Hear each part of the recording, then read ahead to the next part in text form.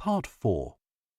You will hear part of a talk about research into learner persistence given by a university lecturer to her colleagues. First, you have some time to look at questions 31 to 40.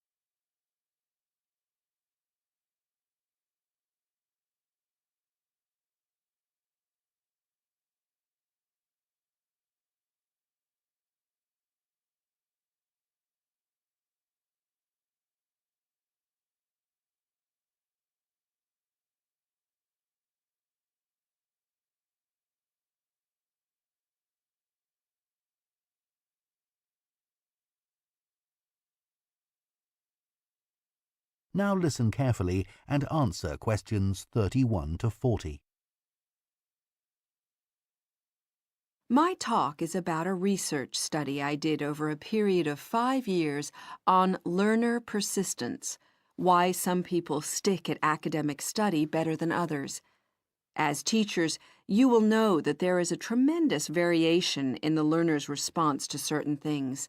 For example, a short period of illness might completely destabilize some students and cause them to give up their degree studies. Other learners might overcome tremendous difficulties to stay the course. I am particularly interested in this second group, who are the ones with learner persistence. What I decided to do was design a research study using a sample of my university's third-year undergraduate students, 295 in all, who obviously had already stayed the course pretty well. The sample was drawn from a range of ages, but there was deliberately a significant number of mature students, and all respondents were living at home in the local region. I wanted to have this element of consistency, not having some coming from outside the area and living in university accommodation. It should be noted, though, that there was significant variation in home background to reflect the variation in our student population. I designed questionnaires which were devised to elicit what their concerns had been as they started the course, and what had sustained them throughout the 3 years.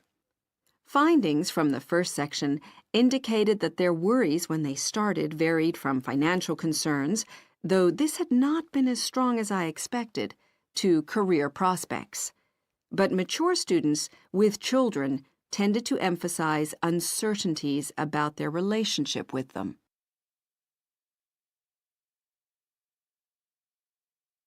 The second section of my questionnaire looked at learner persistence under 3 main headings: social and environmental factors, other factors, and intrinsic or personal characteristics. I identified 3 levels of importance for each of these. At the first level, those points identified by participants as most important in learner persistence.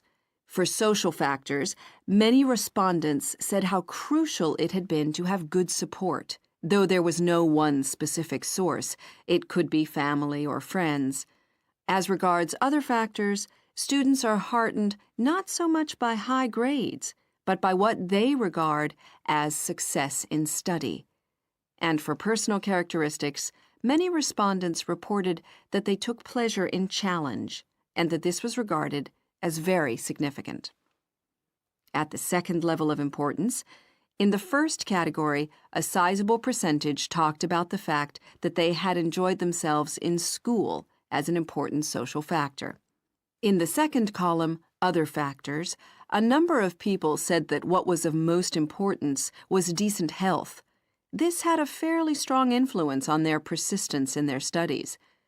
And then, under the heading of personal characteristics, there were quite a large percentage of respondents who mentioned they felt it was important to have lots of interests in their everyday lives.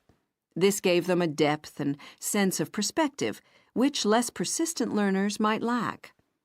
And then on to the third level. Under social factors, several respondents talked about good relationships with their tutors. For other factors, they mentioned lack or absence of any problems in their families. And finally, under column 3, they identified an ability to juggle several roles, what we might call their capacity for multitasking. Now, these findings obviously helped inform the design of activities, as I mentioned. But in addition, a number of further recommendations emerged. Firstly, I propose that the department distributes questionnaires to first-year students to help get an idea of their maturity when starting the course. This is really our overriding concern. Secondly, I recommend we look into ways of offering induction courses for some selected students to allow them to take on the role of advisors. We think they are the best people to act in that role. This policy will make support much more accessible to our students. Thirdly, this help is often most needed in the evening and night when offices are closed, and so we should set up online services instead of the more traditional telephone services. Research has shown that these services are actually more accessible to the majority of students. And finally, it is often important to be proactive. If students are not meeting deadlines, then someone should contact them rather than wait for them to come to us. Now, are there any questions about the points? That is the end of Part 4. You now have 45 seconds to check your answers to Part 4.